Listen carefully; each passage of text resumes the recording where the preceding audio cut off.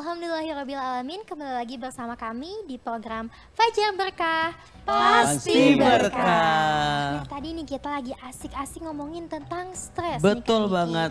Mungkin pemirsa di rumah juga seringnya merasa stres Iya, tentang banyak banget stres, pekerjaan, betul. iya. Apalagi udah capek di tempat pekerjaan, Iya. ditambah lagi di rumah sambutan yang nggak baik. Aduh, ini udah double-double ya, Iya, udah betul. jatuh ketimpa tangga. Tekanan hidupnya makin, Aduh, makin menekan gitu. ya Allah. Sekali ya. Ini menurut Islam Pak Ustadz ya, bagaimana Islam ini dapat mengelola stres Pak Ustadz? Ya baik, bismillahirrahmanirrahim.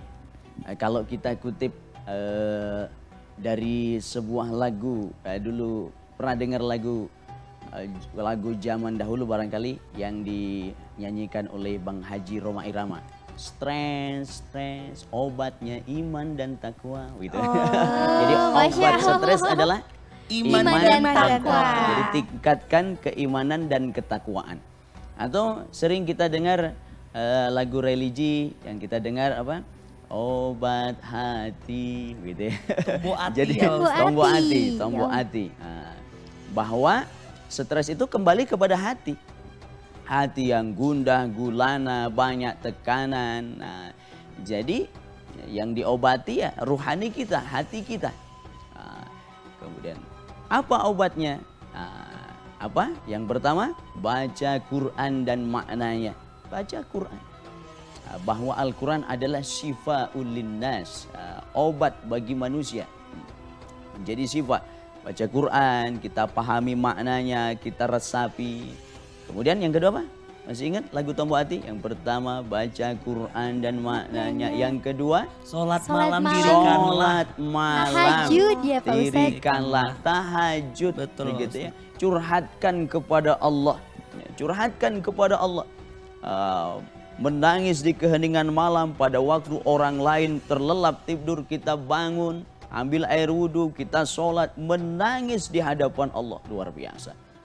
Ini orang yang bisa bangun malam menjaga tahajudnya, sholat tahajud, insya Allah pagi-pagi hari itu dari pagi sampai sore itu merasa kebahagiaan yang luar biasa. Itu dapat dia rasakan. Kemudian yang ketiga, setelah kita baca Quran dan maknanya, sholat malam dirikanlah. Yang ketiga, Perbanyaklah berpuasa. banyak-banyak Iya. berpuasa. Banyak-banyak berpuasa. Ya, biasanya kan kalau kita lagi nggak puasa, segala hoyong digayem begitu. Iya, betul, Hoyong Ustaz. gayem. Tuh, banyak godaannya ya. Begitu ya, sudah sarapan pagi. Wah, di kampus ada apa makanan? Wah, belum siang makan siang, seblak lagi. Wah, dan lain sebagainya. Penuh perut ini. Tapi ketika kita sedang berpuasa, terkontrol itu semua, gitu ya. Ketenangan, banyak berzikir. Ketika kita sedang berpuasa, banyak berpuasa agar batin kita ini luas, lapang, tenang. Kemudian yang keempat, masih ingat? Yang keempat apa Yang nih? keempat, Apa ya? Yang Lupa. keempat apa? Masih ingat? Apa ya? Zikir Zikir malam, malam, perpanjanglah. perpanjanglah. Zikir, apalagi sebelum masuk waktu subuh ya tahajud kita, kemudian kita zikir malamnya. Sebelum masuk waktu subuh istighfar, begitu ya. Istighfar di waktu sahur, di waktu sahur. Jadi sebelum waktu subuh kita banyak beristighfar. Biasanya orang gundah, gulana, stres, gak tenang. Kenapa? Barangkali bisa disebabkan karena banyak dosa-dosanya. Gitu ya, banyak dosa-dosanya. Astagfirullah. Kemudian yang kelima, berkumpullah dengan Dengan orang orang-orang soleh. soleh, Gitu ya. Masya Allah. Berkumpullah dengan orang-orang soleh, orang-orang yang punya daya magnet positif. Ya, biasanya kalau kita punya masalah dipendam sendiri dan rata-rata orang gila di pinggir jalan itu laki-laki. Kenapa itu Pak Kenapa Ustadz? itu Pak Ustadz? Kenapa? Katanya kalau perempuan itu kan suka bawel, suka segala cerita. Ketemu dengan temannya, wah cerita dia. Kalau laki-laki pendem sendiri, stres sendiri, akhirnya dia stres. Gila jadinya ya. Tuh, Kak Diki jangan kayak begitu ya. Enggak gitu ya. Amin. Gitu. Takutnya nanti ini di pinggir jalan siapa ya? Jangan sampai kita menemukan Kak Diki di pinggir jalan ya. Jangan Iya, jangan Aduh, sampai. jangan deh. Maka iya gitu ya. Jadi maka intinya kumpul dengan orang-orang soleh. Ya kalau ini maksudnya kalau kita mau curhat pastikan dengan orang yang baik. Betul, Pak Orang Ustadz. yang amanah, orang yang kira-kira bisa memberikan kita masukan, solusi, nasihat. Tidak kepada sembarang orang kita cerita. Ketemu dengan si ini, abi mah hese hirupna. Ketemu dengan ini, abi mah stres. Oh, pagi-pagi buta sudah menjelaskan tentang kesusahan hidupnya seolah-olah dia sedang melaporkan Allah kepada kawannya. Allah itu nggak adil loh. Allah itu jahat loh pada saya, seolah-olah dia berkata macam itu. Betul, Pak Ustadz. Jangan sampai macam itu. Seandainya mau cerita, ceritakanlah kepada orang-orang yang soleh, yang kira-kira amanah bisa memberikan nasihat kepada kita, menguatkan hati kita. Begitu. Kadang ini tuh banyak itu di WA ya, WhatsApp. Iya, udah betul. masih pagi kita baca ya kan. Iya, kadang Aduh, aku teh malamnya status seperti ini. WhatsApp-nya, aduh hidup kenapa gini-gini terus ya, kayak gitu loh, berkeluh kesah diri gitu ya. Betul. Aduh, ini. Padahal masih banyak hal yang perlu kita syukuri dalam hidup. Betul Ya. sekali. Dan salah satunya Pak Ustadz, saya pernah dengar terkait dengan rukyah diri. Sebetulnya bisa nggak sih stres ini dikelola dengan kita merukyah diri kita sendiri? Ya Dalam jelas, Islam. luar biasa kan habis sholat. Assalamualaikum warahmatullahi, assalamualaikum warahmatullahi. Jangan sampai kita orang baca zikir Allahumma antas salam, dia Allahumma lantas jalan. Gitu ya. Itu Gitu diubah sholat. ya artinya. Ya harusnya baca zikir ya, kita beristighfar, lalu kita membaca tasbih dan lain sebagainya. Itu bagian daripada merukyah diri. Jadi ketika kita ada zikir dalam hati kita berzikir mengingat Allah, jiwa akan tenang, akan lapang. Ketika kita sudah benar-benar yakin Allah itu Tuhan kita, Allah Maha Besar, Allah Maha segalanya, kita hanya bergantung kepada Allah. Allahus Somad, Allah tempat bergantung kita.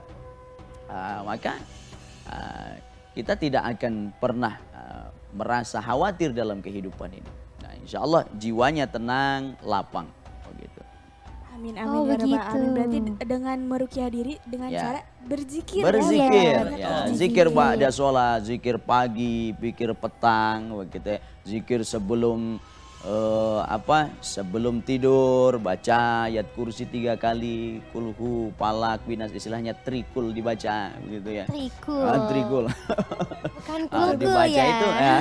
Aduh jadi pengen eskul. Iya. Betul, nanti pemirsa di rumah ya. Itu bagian daripada merukyah diri agar kita selalu merasa Allah itu dekat dengan kita. Muraqabah, merasa diawasi oleh Allah, tenang. Merasa Allah itu dekat dalam hidup. Bahkan Allah itu kan lebih dekat daripada urat nadi kita. Lebih dekat daripada urat nadi kita. Ketika kita sudah merasa Allah dekat dalam kehidupan kita, nggak akan khawatir kita. Nah, gitu ya, nggak akan khawatir. Teh Irin, Teh Nisrina, Kang Diki pernah naik pesawat? Aku pernah. Pernah ya? Wow. Alhamdulillah. Pernah nggak nanya pilotnya siapa itu? Oh enggak Pak Ustadz. Enggak, Ustadz. Nggak kepo kan? Enggak. Jarang kita Depan kepo. banget. Tapi kita yakin ya naik pesawat kita akan selamat, begitu ya. Kenapa kalau naik pesawat kita nggak kepo dan kita merasa yakin ini pilotnya sudah profesional, kita bisa tenang naik pesawat. Kenapa kita naik di permukaan bumi ini, di buminya Allah ini, kenapa kita khawatir? Gitu. Allah yang maha segalanya, Allah yang mengurus kita, begitu. Oh gitu. Nah, ini ngomong-ngomong gitu. nih Ustadz. Nah kan sekarang ini Gen Z ini semakin banyak yang kayak punya gangguan kecemasan atau apa gitu. Sedangkan kalau kita lihat nih di zaman Nabi itu sedikit sekali Pak Ustadz. Nah itu tuh bagaimana sih supaya kita itu gak cemas kayak gitu dan apa perilaku Nabi yang bisa kita contoh supaya meminimalisir kecemasan Pak Ustadz? Iya. Pola pendidikan ya. Pola pendidikan. Dan saya rasa sekarang ini pola pendidikan kita anak itu siapa orang tuanya? HP. Gitu. Orang tua dia HP orang tuanya. Dikendalikan oleh gadget Begitu ya. Anak itu lebih terkendali oleh HP daripada oleh orang tuanya. Nah gitu. Bahkan orang tuanya pun kalau jarang kita melihat, bahkan barangkali tidak ada ya orang tua yang membanting HP-nya gara-gara ini HP yang merusak anak kita. Tapi kalau HP-nya rusak, anaknya yang dibanting. Iya, Begitu. astagfirullahaladzim. Begitu ya. Nah, di antaranya ada 3 dalam pola pendidikan ya. Ada 37 tahun. Ada 37. Jadi 7 tahun dibagi 3. 3 kali 7 tahun maksud saya. 0 sampai 7 tahun, ini 7 tahun pertama. Ini pola pendidikan luar biasa. Perlakukan anak seperti raja. Perlakukan anak seperti apa? Raja. Seperti raja, begitu ya. Jadi dia sebagai manusiawi, manusia yang masih kecil barangkali yang perlu sangat bantuan, ya kita perlakukan dia seperti raja. Nah, kita timbang-timbang, kita peluk, kita turuti, tapi jangan semuanya dituruti, begitu ya. Agar emosinya itu terpenuhi apa yang dia inginkan. Nah, baru masuk kepada 7 tahun yang kedua. Berarti berapa? 8 sampai 14 tahun. 14 tahun. Perlakukan dia seperti tawanan. Seperti Seperti apa? tawanan. Seperti tawanan. Disiplinkan, buat aturan di rumah, pulang sekolah, sepatu simpen di sini, tas simpen di sini. Kalau dia melakukan kesalahan, kasih dia punishment, begitu ya. Ya nggak berat-berat ya. Misalnya punishmentnya uang jajannya dikurangi, begitu. Itu untuk melatih mental, gitu ya. Melatih mental agar dia tidak ketika dia dapat masalah itu sudah terbiasa bahwa hidup adalah kumpulan daripada masalah. Begitu ya. Orang sukses itu bukan orang yang nggak punya masalah, orang yang paling banyak masalahnya. Lalu dia bisa menghadapi masalah-masalah itu.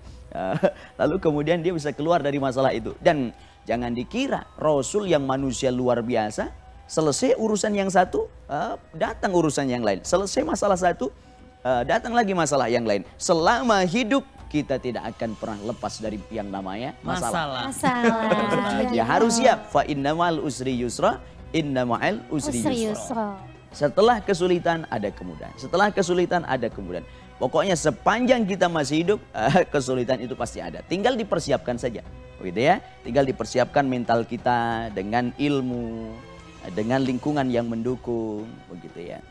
Nah, barulah kemudian masuk kepada 7 tahun yang ketiga. Berarti usia berapa? 15 tahun sampai 21 tahun. Perlakukan anak sebagai sahabat, ajak ngobrol, diskusi, begitu ya. Jangan sampai egois menjadi orang tua. Nah, dilibatkan untuk mengambil keputusan di sana. Nah, ketika pola ini dilakukan, insya Allah anak akan terbentuk karakternya. Jadi anak akan terbentuk karakternya. Dia akan menjadi orang yang mentalnya kuat. Begitu ya, Betul, mentalnya Pak kuat. Bahkan satu saat saya pernah berkunjung ke pesantren guru saya. Ternyata di sana didapati ada seorang santri usianya 20 tahun.